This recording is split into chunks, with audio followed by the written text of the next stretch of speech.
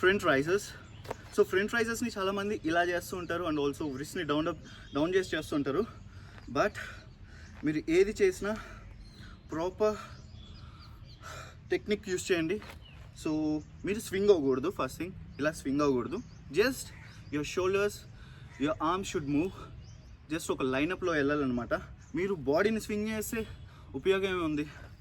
So just నార్మల్గా just focus and concentrate on the front raises. మీరు ఇలా చేసినా ఏం పర్లేదు. Just focus. Yeah, let's begin with 20 repetitions. 1 with more focus, 2, 3, 4, 5, 6, 7, 8, 9, 10, 11, 12, 13, 14, 15. Last 5,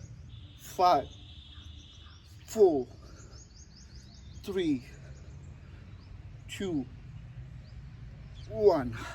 So that's how the things works. So మీరు swing అయితే A workout అయినా కావచ్చు, whether it is your back, your shoulder, your tricep, your bicep, whatever. మీరు workouts చేస్తున్నప్పుడు swing అవ్వకండి. So basic మీ బాడీని stable చేసుకోండి, మీ బాడీని మీ కంట్రోల్లో ఉంచుకోండి. సో ఇవన్నీ ఏంటంటే చీటింగ్ కిందకు వస్తాయి. సో యా, ప్రాపర్గా చాలామంది ఆ మజిల్కి నొప్పి తగ్గకుండా చేస్తుంటారు, అయిపోవాలి అని చెప్పి. సో లేదు, ఏ మజిల్ ట్రైన్ చేస్తున్నారో ఆ మజిల్కి మాత్రం ప్రాపర్గా ఆ మజిల్ని థింక్ చేసుకోండి. ఇప్పుడు బైసెప్ చేస్తున్నారు, బైసెప్ని ఇమాజిన్ చేసుకోండి. లెగ్ చేస్తున్నారు, లెగ్ని ఇమాజిన్ చేసుకోండి. So that's how it works. So yeah, రోజు చేస్తున్న కొద్దీ మీకే experience, you will figure it out and you will know more better. So yeah.